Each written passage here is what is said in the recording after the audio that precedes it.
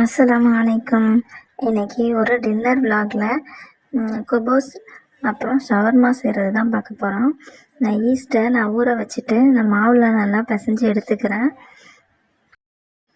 பசங்கள்லாம் லீவில் வீட்டில் இருக்கிறதுனால ஒரு 7 மணி போலவே நான் அந்த ஷவர்மாலாம் செஞ்சு முடிச்சிட்டேன். மாவெல்லாம் பிசைஞ்சு வச்சதுக்கப்புறமா மயோனைஸ் செஞ்சு வச்சுட்டேன். அடுத்ததாக அந்த ஷவர்மாக்குள்ளே சிக்கனு அதுக்குள்ளே ஸ்டஃபிங்லாம் செஞ்சு அதையும் வச்சாச்சு. அடுத்ததாக 1 மணி நேரம் கழித்து மாவு நல்லா உப்பி வந்ததுக்கப்புறமா குபூஸை போட்டு எடுத்துடலாம். ஒரு 1/2 கிலோ மாவு தான் போட்டிருப்பேன். எனக்கு 15 குபூஸ் கிட்ட வந்துச்சு. நம்ம குபூஸை மட்டும் போட்டு எடுத்துட்டா சப்பாத்தி மாதிரி போட்டு எடுக்க வேண்டியது தான். எடுத்துட்டா நம்மளுக்கு ஷவர்மா பசங்களுக்கு ஸ்டஃபிங் வச்சு கொடுத்துடலாம். எங்கள் சைட்லலாம் ஒரு ஷவர்மா ரூ. 70 ரூ. 80 இருக்கும். நம்ம வீட்டில் செய்கிறதுனால ரொம்ப கம்மி தான். 1/2 கிலோ மாவு ஒரு 3 முட்டையில் தான் மயோனைஸ் செஞ்சேன்.